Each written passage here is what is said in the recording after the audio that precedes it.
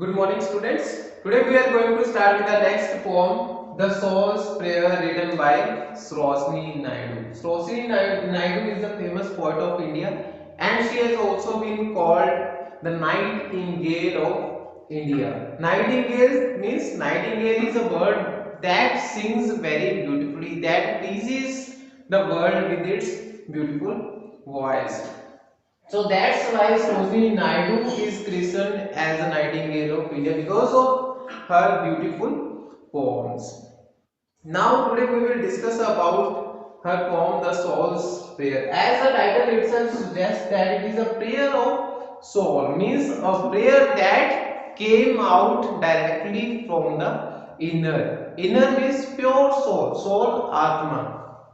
ठीक है, the prayer which has its purity of soul. So let's read out the poem and we will try to find out what the poet has tried to convey through this poem. Basically, it is a conversation between a poet and the God. Prayer, we do prayer to our God to ask for something, to get a favor or to have the blessings of the God. In the same way, the poet is trying to ask the God for something. Let's find out. As she says that in childhood's pride I said to thee. Thee means you. Some Greek words have been used here like thee, you, thy, your.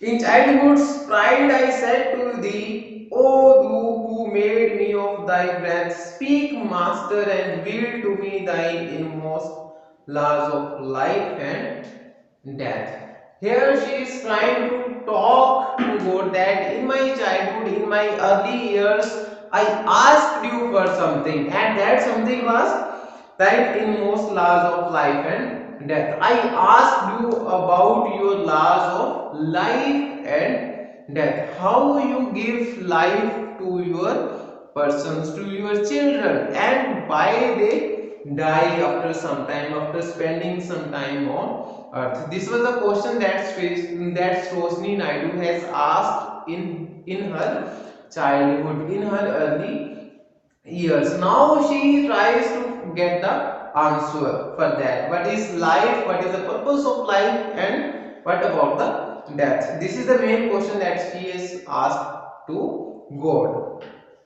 Give me to drink each joy and pain. And she has also asked the God for the joys and pains. So this is the main thing that we have to focus upon. She doesn't ask for the only happy things. She is also asking for the sad things as well. She wants to enjoy both the parts of life.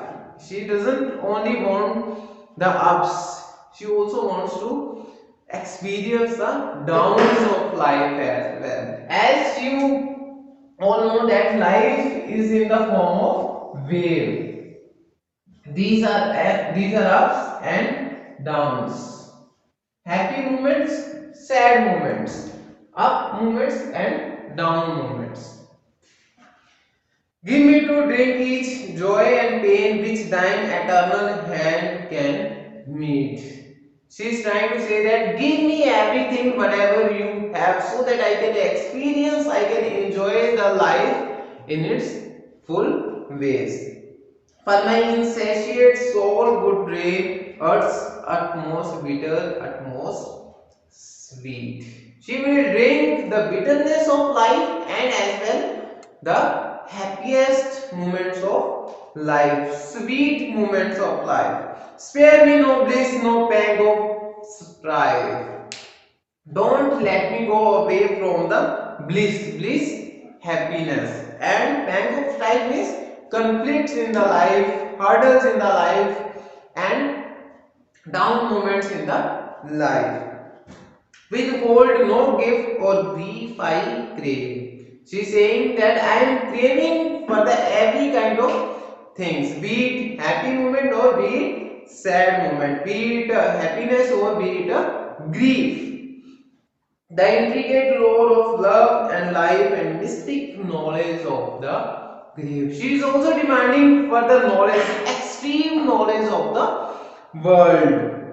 Knowledge of the grave means grave seriousness. Then, so these are the things that Sarojini Naidu put in front of the God. And in exchange of those things, what God told her, Lord, you did answer stern and low. Now she is telling us what God has answered for her questions. As God had said, child, I will hearken to thy prayer. I had listened to your prayer, and thy unconquered soul shall know all passionate rapture and despair. Now God is saying that I agree that your soul has to experience everything, every rapture of life, every conflict of life. Rapture, happiness. Rapture means happiness.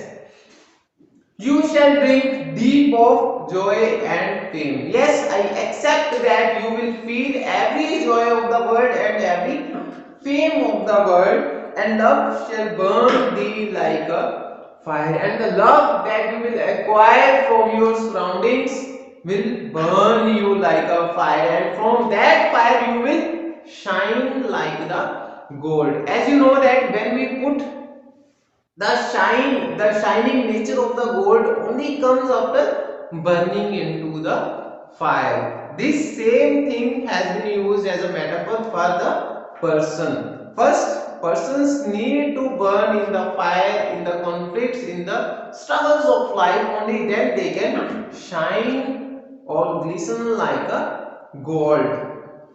And pain shall cleanse you like a flame to burst the dross from thy desire. And once you will burn in the fire, then all your worthlessness, on all your misfortunes will burn beside that, and you will come out of it as glowing like the sun.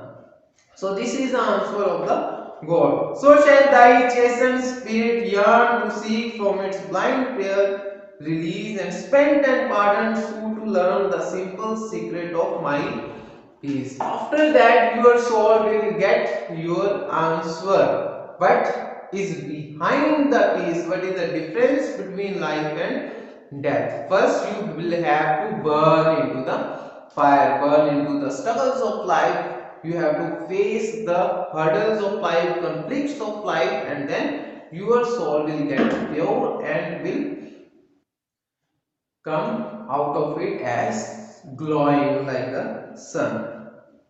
And then God answers her the final question, that is, I bending from my sevenfold height will teach you of my quickening pace. Life is the prism of my light, and death the shadow of my face. In the last two lines, God is answering her for the last question, as Sarojini Naidu has asked the difference between life and death. And what does the God say about life and death? He says that life is the prism of light. Prism is a cubical structure from which one ray of light passes and then comes out in the seven different colors as it forms a rainbow. So basically the God is trying to say that life is the prism of my light, means it is like the rainbow which has all the colors. Life is a colorful phenomena in which everything is there.